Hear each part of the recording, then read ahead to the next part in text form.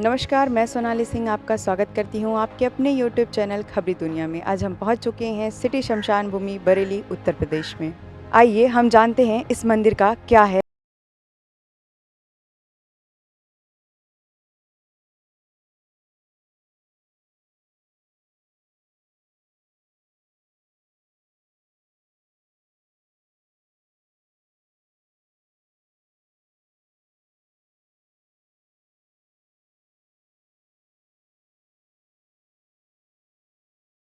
यहाँ पे ये जगह बहुत रहस्य छुपाए हुए हैं। आपको इस मंदिर के बारे में बताएं तो इस मंदिर का नाम श्री तत्व विज्ञान और अधुपति औघड़नाथ बाबा है। हम पहुँच चुके हैं इस मंदिर पे। आइए यहाँ पे उपस्थित लोगों से जानते हैं यहाँ का रहस्य।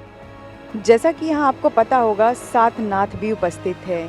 आइए जानते हैं क्या ऐसी खासियत है जो इस मंदिर को अलग बनाता है। हाँ जी, तो आपका नाम? मेरा नाम तपन सिंह मौर्य है और इसके अलावा साधना चूँकि करता हूँ मैं, तो स्वामी ध्यान बोधि मेरा नाम है और संन्यास ले चुका हूँ मैं। जी। ये आप क्या बता सकते हैं क्या ऐसी खासियत है जो इस मंदिर को अलग बनाती है? क्योंकि यहाँ पे बरेली में 7 नाथ भी मंदिर हैं। पहली बात तो मैम ये है कि यहाँ पर जो और मंदिर हैं, मैं ये नहीं कहता कि उनसे ऊंचा है या नीचा है, लेकिन ये एक साधना का विशेष केंद्र है। यहाँ पर अष्टांगिक मार्ग की साधना होती है, पंचकोशी साधना होती है। जो हमारे 7 चक्र कहे जाते हैं शरीर में, उन 7 चक्रों की साधना का प्रमुख केंद्र है। पूरा ही ये मंदिर किलित है और उसकी विशेष साधना यहाँ पर होती है। जी। तो जैसा कि हम देख पा रहे हैं यहाँ पे सीढ़ियों पे बहुत सारे श्लोक लिखे हुए हैं। तो इनका क्या महत्व है? जैसे लोग आते हैं इनका उच्चारण करते हैं या ऐसे लिखे हुए हैं? यहाँ पर मैम सीढ़ियों पर जो लिखा हुआ है वो अष्टांगिक मार्ग मैंने बताया आपके लिए।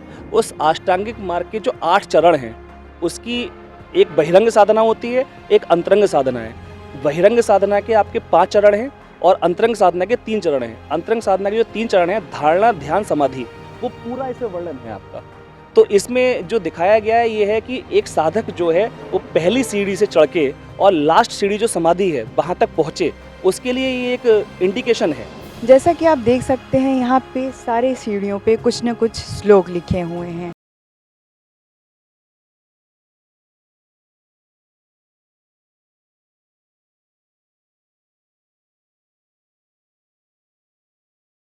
जैसा कि हम देख पा रहे हैं सीढ़ियों पे कुछ लिखा हुआ है, इसका क्या महत्व है? मैंने आपको बताया था ये अष्टांगिक मार्ग जो हमारा है बहिरंग साधना के 5 चरण हैं।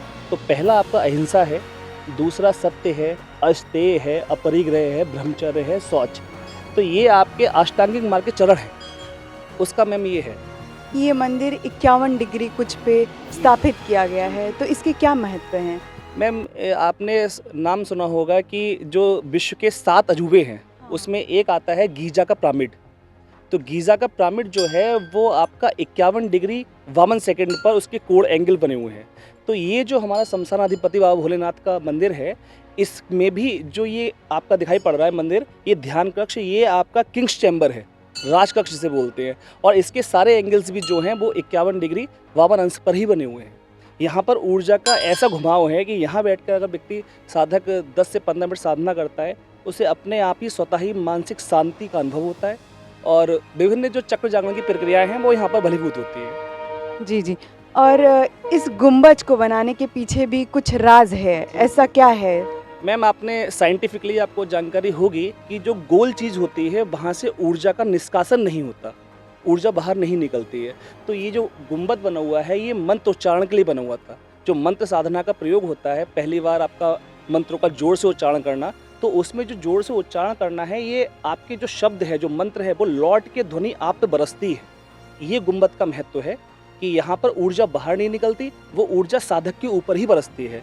इससे व्यक्ति का मूलाधार से चक्र जागरण होते हुए और सहस्त्रार तक ऊर्जा पहुँचती है। जी। जैसा कि आप देख पा रहे होंगे यहाँ पर स्थापित मंदिर जो है एक अलग राज लिए हुए हैं। तो आप कब से आ रहे हैं इस मंदिर? मैम मुझे यहाँ पर लगभग 21 साल आते हुए हो गए हैं मंदिर में। तो ये मंदिर कितना पुराना होगा? ये मैम कम से कम मुझे लगता है कि 70 से 80 वर्ष पुराना है और इस मंदिर की स्थापना जो हुई थी, ये बाबा की जो मूर्ति है यहाँ पर स्थापित है, ये 5वें शरीर में स्थापित, अर्थात कहते हैं इसका आज्ञा चक्र जागृत होता है। ये सिद्ध पीठ और जो तीर्थ स्थल होते हैं उनकी खासियत होती है कि जो मूर्ति स्थापना प्राण प्रतिष्ठा होती है वो एक किसी विशेष साधक के द्वारा की जाती है। इसकी स्थापना भी जो की गई है विशेष साधक के द्वारा की गई है, इसलिए ये आपका मंदिर विशेष महत्व रखता है। और दूसरी बात ये है कि यहाँ पर चक्र जागरण की साधना प्रमुख है, जिसके लिए ये मतलब है यहाँ पर आज्ञा चक्र और सहस्त्रार, इस दोनों की विशेष साधना यहाँ होती है। पूरा मंदिर कीलित है, पीछे शमशान है और यहाँ पर 2 बार सप्ताह में 2 बार, एक शनिवार को एक मंगलवार को यहाँ भस्म आरती होती है। भस्म का जी भस्म का श्रृंगार होता है, जो पीछे चिताएं जलती हैं वहाँ से नई ताज़ा भस्म लेके आ जाती है और यहाँ पर 2 दिन श्रृंगार होता है बाबा का यहाँ। और पंचकोशी साधना है, उसका प्रमुख केंद्र है। अष्टांगिक मार्ग की साधना व्यक्ति यहाँ करने आते हैं, बहुत दूर दूर से साधना आते हैं। महाकाल भी लोग गए हुए हैं, जो साधक वहाँ पर हैं, वहाँ के साधक भी यहाँ पर साधना करने आए हुए हैं। ऐसा कहा जाता है कि बाबा का दरबार भक्तों के लिए कभी बंद नहीं होता यहाँ पे। जी मैम, बिल्कुल सच सुनाया आपने। यहाँ पर विशेष साधनाएं चूँकि होती हैं, इसलिए दिन भर तो कपाट खुले ही रहते हैं। सबसे बड़ी बात ये है कि यहाँ के कपाट कभी बंद ही नहीं होते और विशेष साधक जो हैं वो रात्रि के किसी भी पहर में यहाँ आ सकते हैं। रात को 12 बजे, 2 बजे, 3 बजे कभी भी बाबा का कपाट बंद नहीं होता। इसके पीछे शमशान भूमि बनी हुई है, जो यूपी की सबसे बड़ी शमशान भूमि है। यहाँ दरबार का जो एरिया है ये लगभग मुझे लगता है 100 बीघे में फैला हुआ एरिया है। इधर खेती भी होती है, पीछे शमशान बना हुआ है और यहाँ पर कई भंडारे होते हैं। साल में मुझे लगता है 100-150 भंडारे लगभग होते हैं और कम से कम 20-25 आपके जागरण होते होंगे। विशेष साधनाएं चलती रहती हैं, बरस भर चलती रहती हैं। जी, मतलब यहाँ पे बाबा के दरबार कभी बंद नहीं कभी बंद होते, नहीं होता, दिन कपाट रात खुले। हमेशा जी, जब जी। चाहें आप तब आ हाँ, सकते तब आ हैं। सकते हैं। जी, और यहाँ की जो पीछे की शमशान भूमि है वो यूपी की सबसे बड़ी सबसे शमशान बड़ी भूमि शमशान है। भूमि। मुझे लगता है कि एक साथ यहाँ पर 100 से 150 सप्ताह एक साथ होते थे यहाँ पर। जी, तो 100-150 सप्ताह एक साथ होना, मुझे नहीं लगता कि यहाँ इतनी कैपेसिटी कहीं भी आसपास में है। पूरे यूपी की सबसे बड़ी शमशान भूमि। जैसा कि आप देख पा रहे होंगे, ये शमशान भूमि उत्तर प्रदेश की सबसे बड़ी शमशान भूमि है।